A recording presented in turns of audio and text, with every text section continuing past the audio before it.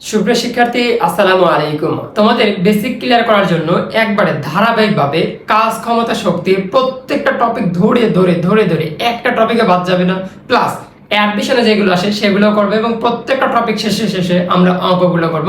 তুমি যে কোনো বই ধরবা, দেখবে প্রত্যেকটা টপিক আমরা লিখে দিচ্ছি।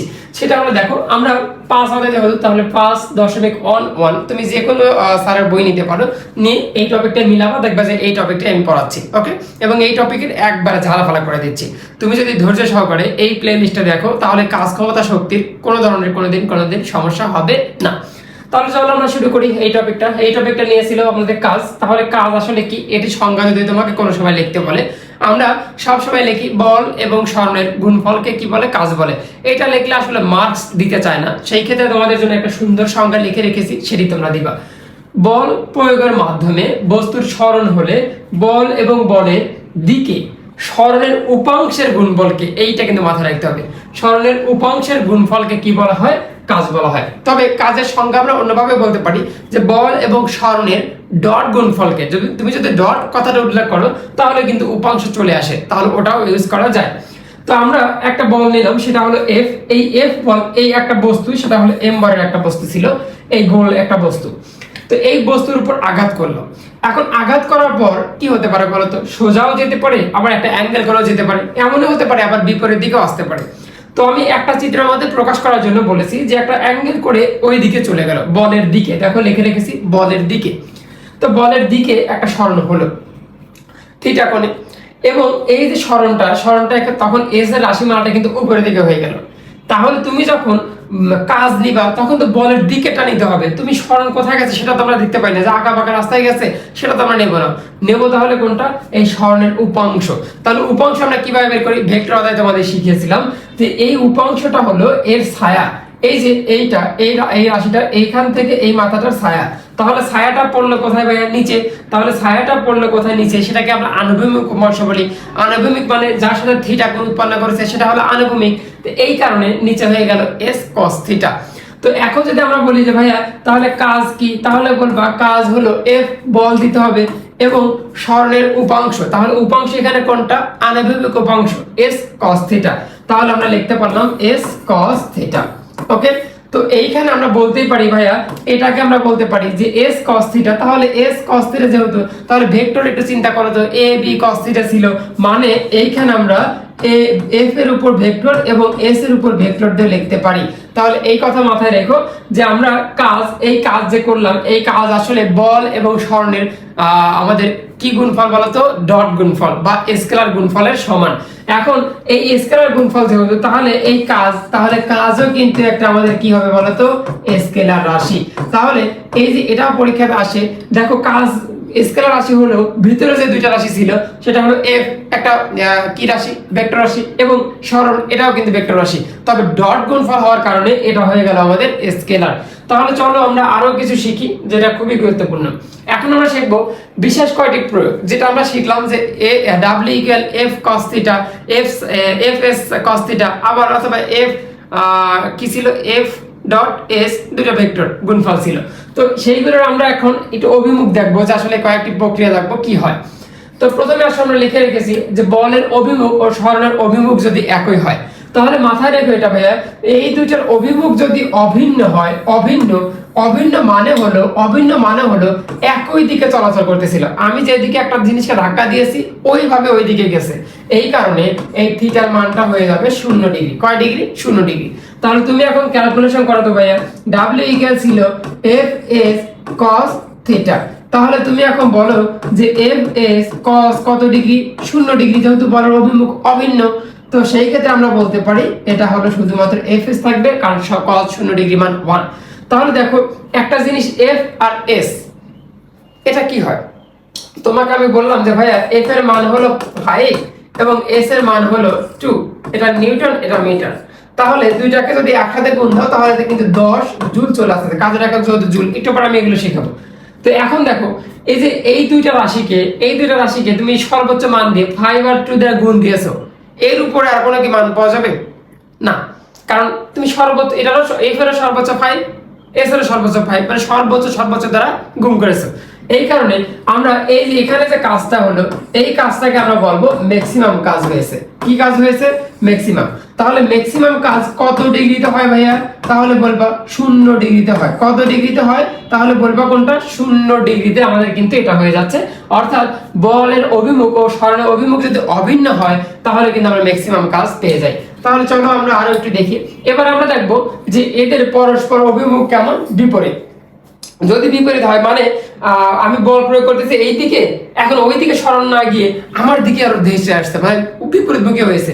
যদি বিপরীতমুখী হয় তাহলে আমরা কি বোঝাই? মনে করো আমি দিলাম ধাক্কা এদিকে, এই বস্তুটাকে ধাক্কা এদিকে দিলাম, এইটা এতই ভারী ছিল, এটা আবার আমার দিকে আরো চলে এসেছে। তো সেই ক্ষেত্রে আমাদের এই থিটার মানটা এখানে পরিবর্তন হয়ে গেল কত ডিগ্রি? 180 ডিগ্রি। যদি 180 ডিগ্রি হয় ভাইয়া, তাহলে তুমি দেখো তো ভাইয়া এখানে কি হয়? এখানে এফ এস cos কত ডিগ্রি? 180 ডিগ্রি। যদি 180 ডিগ্রি করি আমরা, তাহলে আমরা কি পাচ্ছি? 180 ডিগ্রি মান কত বলো তো? -1। তো -1 হলে এখানে f -fs চলে আসতেছে। সেই ক্ষেত্রে আমরা এটাও বলতে পারি ভাইয়া যে এই যে মানটা, এই মানটা অবশ্যই কাজের মানটা হবে মিনিমাম। তাহলে এই মিনিমাম যে হলো, এই মিনিমাম হওয়ার পিছনে থিটা কোণের মানটা দায়ী কে বলো তো? 180 ডিগ্রি। এখন তুমি এখানে একটা জিনিস ফলো করো ভাইয়া, এই অঙ্কটা যখন আমরা করি তখন এইরকম আসছিল। আচ্ছা একটু পরে আমি সারসংক্ষেপ দেখাই, তাহলে ভালো বুঝবা। পরেরটাতে আসো। বলের অভিমুখ সরণের লম্ব দিকে যদি লম্ব বরাবর হয়, মানে এবার লম্ব কথার অর্থ হলো এই থিটার মানটা যদি 90 ডিগ্রি কোণে হয়। এখন মনে করো আমি সমতল ভূমিতে যাচ্ছি, রাশিয়া একটা সমতল ভূমি বা তোমার ছাদ হতে পারে। তো তুমি বাজার থেকে ব্যাগে সদাই নিয়ে আসতেছো এবং স্ট্রেট লাইন এইভাবে হাঁটতেছো। তো এখন দেখো এখানে আসলে কি হয়, আমি এই জিনিসটা বুঝালাম যে এটা হলো আমাদের একটা ভূমি, এই ভূমি খাস কাটা দ্বারা বুঝালাম ভূমি, এটা মাটি। এবং এইখানে আমি হাঁটতেছি একটা বস্তা হাতে করে, এটা মনে করো একটা বস্তু হাতে করে এইভাবে হাঁটতেছি, কোনো অ্যাঙ্গেল চেঞ্জ করেনি। এই ক্ষেত্রে আসলে কি হয়, এইখানে যে ভার কেন্দ্র বস্তুটার, এই ভার কেন্দ্র থেকে নিচের দিকে তার ওজন ক্রিয়া করে থাকে। কেন নিচের দিকে করে? কারণ অভিকর্ষের ত্বরণ, সেটা হলো mg। এবং আমি তার বলটা যে ব্যাগটা বা বস্তাটা যেহেতু বাজার করে বাড়িতে নিয়ে আসতেছি, সেক্ষেত্রে বল কিন্তু প্রয়োগ করতেছি আমি এইদিকে যে বাড়িতে যাব। তো আমার বলটা এবং এইখানে যে ওজনটা, এটার অভিমুখ পরস্পর কত ডিগ্রি দেখো তো ভাইয়া? 90 ডিগ্রি। তো সেই ক্ষেত্রে তুমি বাড়িতে এসে যদি ঘেমেও যাও, তবুও তুমি বাড়িতে বলতে পারবা না আমি কাজ করেছি। বিজ্ঞানের ভাষায় এখানে কোনো কাজ হয়নি, কারণ বিজ্ঞানের ভাষায় এখানে কত ডিগ্রি অ্যাঙ্গেল ছিল ভাইয়া? 90 ডিগ্রি। আর যদি 90 ডিগ্রি অ্যাঙ্গেল থাকে তাহলে আমরা বলতে পারবো যে তোমার কাজ হয়েছে 0।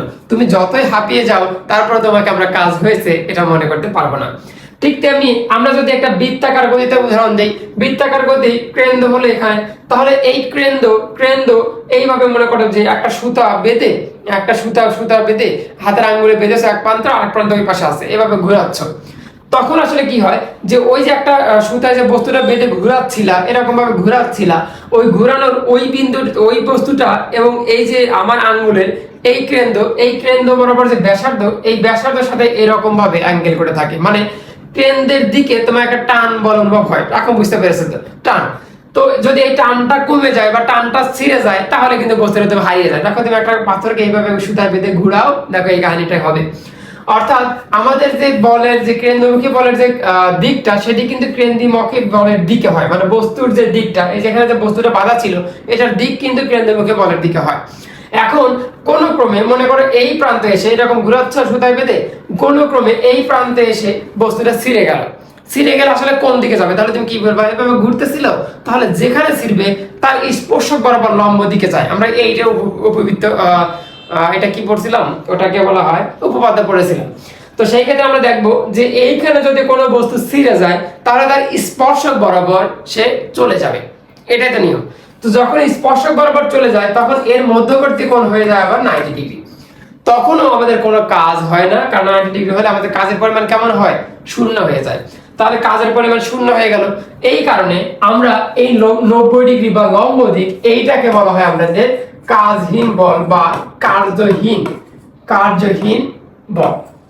ওকে, এটা আমরা বলতে পারি। ওকে, আচ্ছা এখন তুমি আসো যে এটা তাহলে কি? এটা তাহলে কেন্দ্রমুখী বল দ্বারা কাজ না? দেখো এফসি যে কেন্দ্র বৃত্তাকার বলছিলাম, তাহলে আমরা এইটাও কিন্তু পরীক্ষাতে তোমাদের আসবে যে কেন্দ্রমুখী কেন্দ্রমুখী। কেন্দ্রমুখী বল, কেন্দ্রমুখী বল দ্বারা কৃত কাজ অলওয়েজ কেমন হয়? শূন্য হয়। তাহলে এটা একটা স্পেশাল নৈমিত্তিক, তাহলে এখান থেকে তুমি ধারণা নিবা। এখন যেটা আমি শিখাতে আসছিলাম ভাইয়া, দেখো যখন আমাদের 90 ডিগ্রি হয়েছে, যখন আমাদের এই থিটার মানটা 0 ডিগ্রি হয়েছিল, তখন আমাদের এই কাজের মানটা পেয়েছিলাম হলো ম্যাক্সিমাম। এবং যখন এইটা 90 ডিগ্রি হলো, তখন আমরা দেখলাম যে ভাইয়া এই কাজের মানটা 0 হয়ে গেল। এবং যখন এই থিটার মানটা আমাদের হয়ে গেল 180 ডিগ্রি, তখন আমরা দেখলাম যে এটা মাইনাস দ্বারা কোনো মান আসতেছে, যা আমরা বললাম যে ভাইয়া এটা হলো সবচেয়ে মিনিমাম হতে পারে। ওকে, আচ্ছা, এই তিনটা জিনিস আমরা পেলাম। এখন আমরা এখানে শর্ত দেখবো ভাইয়া, এই যে যখন 180 ডিগ্রি হচ্ছে, এইটা আসলে কেমন? এইটা মানে হলো তুমি 90 ডিগ্রির যখন উপরে যাবা, তখন নেগেটিভ কাজ হওয়া শুরু করবে। তাহলে আমরা লিখতে পারি 90 ডিগ্রির উপরে থিটা দিলাম এবং 180 ডিগ্রি প্লাস মাইনাস। যদি এইটা হয়, তাহলে এইটাকে কাজ বলবো আমরা ঋণাত্মক কাজ। কি কাজ বলতো? ঋণাত্মক কাজ। আবার শূন্য, শূন্য থেকে শুরু করে শূন্য সমান হলো সমস্যা নাই, এগুলো দেখো ভালো করে।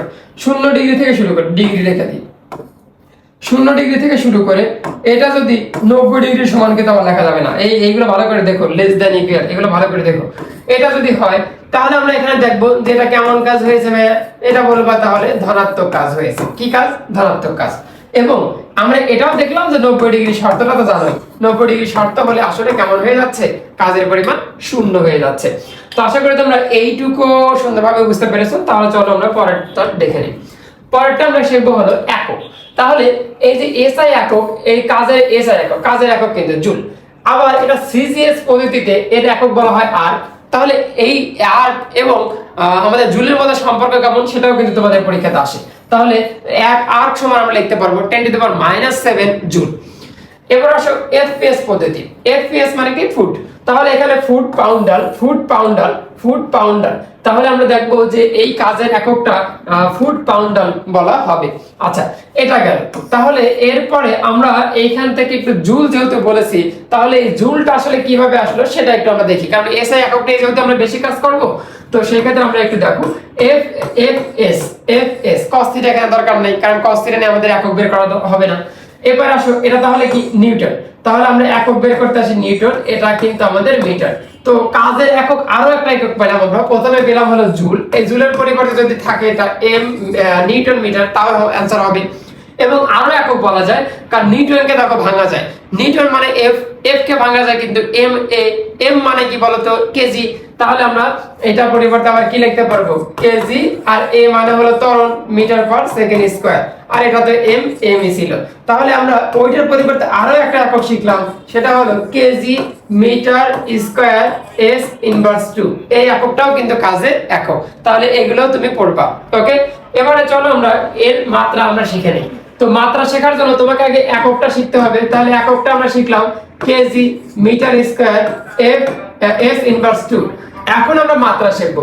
এটা হলো ভর, ভরের মাত্রা হলো ভরের ইংরেজি হলো মাস। মাস থেকে ক্যাপিটাল লেটার আমরা এম নিলাম। এবং এটা হলো মিটার, মিটার মানে দৈর্ঘ্য, দৈর্ঘ্য হলো লেন্থ, লেন্থ কে আমরা প্রকাশ করি ক্যাপিটাল এল দ্বারা। স্কয়ার ছিল তাহলে স্কয়ার দিলাম। পরেরটা আসো এস, এস মানে হলো সেকেন্ড, সেকেন্ডের ইংরেজি টাইমটা সময় থেকে নেওয়া হয়েছে, সময়ের ইংরেজি হলো টাইম, টাইমের হলো বড় হাতের টি। ইনভার্স 2 ছিল, ইনভার্স 2 নিলাম। এখন আমাদের মূল বিষয় হলো যখন তুমি মাত্রা লিখবা তখন তোমাকে থার্ড ব্র্যাকেটে প্রকাশ করতে হবে। এটি হলো আমাদের ছিল। এবারে চলো আমরা পরেরটা যাই। পরেরটা হলো আমাদের ম্যাথমেটিক্স নিয়েছি, ম্যাথমেটিক্স 1। এই লেকচারের উপর ম্যাথমেটিক্স 1। 2 নিউটন বল প্রয়োগে কোন নির্দিষ্ট ভরের বস্তুর উপর ক্রিয়া করায় বস্তুটি বলের দিকের সাথে 60 ডিগ্রি কোণ উৎপন্ন করে 5 মিটার সরণ হয়ে গেল। কয় ডিগ্রি কোণ উৎপন্ন করলো? 60 ডিগ্রি কোণ উৎপন্ন করলো। মানে বস্তুটি এরকম ছিল, এইখানে ছিল, এইখান থেকে আমি বল প্রয়োগ করেছিলাম এই দিকে, এই দিকে যাওয়ার পরিবর্তে উনি বাটা গেছে হলো এই দিকে। তাহলে এইখানকার যে থিটা, এই থিটা কোণের মানটা আমরা বলে দিয়েছি 60 ডিগ্রি। এবং এখানে যে এফ, এই এফ এর মানটা কিন্তু আমাদের বলে দেওয়া ছিল 2 নিউটন। ওকে, আচ্ছা। এবং সরণটাও কিন্তু তোমাদের বলে দেওয়া আছে, মানে এখানকার সরণ বলে দেওয়া আছে, সেটা হলো 5 মিটার। তো এখন তুমি কি বলবা ভাই? সলিউশন যদি করতে আসো তাহলে এফ এস cos থিটা, তাহলে দেখো অনেক ইজি ছিল যেহেতু প্রথম টপিক, এইজন্য একটু ইজি হয়েছিল। এটা হলো 5, এটা হলো cos কত ডিগ্রি? 60 ডিগ্রি। তাহলে cos 60 ডিগ্রি মানে হাফ। তাহলে আমাদের आंसरটা পেলাম হলো 5 জুল। তো চলো আমরা পরের অঙ্কে যাই। পরের অঙ্কে কি বলেছে, পরের অঙ্কটা দেখো, ম্যাথ প্রবলেম 2। এটা খুবই গুরুত্বপূর্ণ অঙ্ক এবং এটি কিন্তু পরীক্ষাতে আসে। 80 কেজি ভরের একটা ব্যক্তি, সে আবার 20 কেজি ভরের বস্তু মাথায় নিয়েছে, তাহলে তার ভরটা কত হলো বলো তো। তাহলে আমরা যদি এখানে লিখতে যাই যে এখানে কি কি আছে ভাইয়া, এখানে কি কি আছে, তাহলে তুমি বলবা যে তার ভরটা আসলে কি হয়ে গেল, 80 প্লাস 20, তার ভরটা কিন্তু এখন 100 কেজি, তাকে কিন্তু 80 কেজি তুলনা করা যাবে না। আচ্ছা, সে কি করলো, 10 মিটার লম্বা মই মই আসলে কিভাবে লাগানো থাকে, মই কিন্তু মই মানে কি ওই যে ছাদে ওঠার জন্য এরকম, তো মই এরকম ভাবে হেলানো করে লাগানো থাকে। মই যদিও লম্বা বলতেছে, তুমি যদি সরাসরি উচ্চতা ধরে নাও তাহলে কিন্তু হবে না, মই সবসময় হেলানো থাকে। এই কারণে আমরা চিত্রের মধ্যে দিলাম যে 10 মিটার দিলাম, এখানে মই হেলানো থাকে। আচ্ছা, উপরে উঠলো মানে ছাদে উঠলো, মইটি আনুভূমিকের তলের সাথে 60 ডিগ্রি কোণ উৎপন্ন করলো, যে আনুভূমিক তল ছিল এটার সাথে 60 ডিগ্রি কোণ উৎপন্ন করলো। মইটি উপরে উঠতে ব্যক্তির অভিকর্ষ যে বল, এটা বিরুদ্ধে কাজ করেছে। অভিকর্ষ বলের বিরুদ্ধে কাজ বলতে আমরা কি বোঝাবো, সেটা হলো জি যেদিকে কাজ করে তার বিপরীত দিকে কাজ করেছে। তো এই কারণে আমরা বললাম যে বিপরীত দিকে কাজ হয়েছে। এখন আসো ভাইয়া, আমাদের যে এই অঙ্কগুলো করার জন্য তুমি যদি এই লম্ব এই 10 ধরো তাহলে তোমার ভুল হবে। আবার এটা মনে রাখবা, কাজ করার জন্য যেহেতু অভিকর্ষ বল দ্বারা কাজ, তাহলে আমরা কি জানি F ইনটু S। ওকে, তাহলে অভিকর্ষ হওয়ার কারণে এইটার পরিবর্তে আমরা লিখে দেব H, কারণ অভিকর্ষের ক্ষেত্রে অলওয়েজ আমরা সেই ছোটবেলায় পড়েছি 9-10 এ S এর পরিবর্তে H লিখতে হয়, এবং F এর পরিবর্তে MA হলেও এখন আমরা লিখবো হলো MG, কারণ অভিকর্ষ ত্বরণটা কাজে লাগাইতে হবে। এই কারণে আমাদের সূত্রটা হয়ে গেল কিন্তু MGH। তো এখন তুমি বলতে পারো ভাইয়া, এই m এর মানটা একটু আগে আপনি করে দিয়েছেন, 80 প্লাস 20 100 গুণ 9.8 গুণ এই h এর মান কি তাহলে 10 নেব না, h এর মানটা হেলানো ছিল, কিন্তু এই h এর মান হেলানো না, এটা হলো মাটি থেকে একবারে খাড়া। এটা কি বলতো, মাটি থেকে খাড়া নিতে হবে, মাটি থেকে খাড়া দূরত্ব নিতে হবে। তাহলে হেলানো দূরত্ব নিতে হবে না, তাহলে খাড়া দূরত্ব কোথায় আছে ভাইয়া, খাড়া দূরত্ব আছে দেখো এইদিকে চলে আসো, এইখান থেকে এই বিন্দু, এটা হলো খাড়া দূরত্ব হলো h। তাহলে ওই h এর মানটা তুমি কিভাবে বের করবা, তাহলে দেখো এটা লম্ব, এটা হলো অতিভুজ। তাহলে তুমি বলতেই পারো ভাইয়া, দেখো তো 9-10 এর ম্যাথে দশম অধ্যায় ছিল, সেটা হলো tan 60 ডিগ্রি লিখলাম, ইকুয়াল কি লেখা যায়, লম্ব ডিভাইডেড অতিভুজ। সুতরাং আমরা h এর মানটা বের করার জন্য বলতে পারবো 10 আর গুণ দিলাম, এটা হলো 60 ডিগ্রি। তাহলে আমরা এখন বলতে পারছি 10 sin 60 ডিগ্রি। তো আশা করি তোমরা এটা ক্যালকুলেটরে চাপ দিয়ে করতে পারবা। তো এই ছিল আমাদের 5.11 টপিকটা। এর পরের টপিক নিয়ে হাজির হচ্ছি। ধন্যবাদ সবাইকে।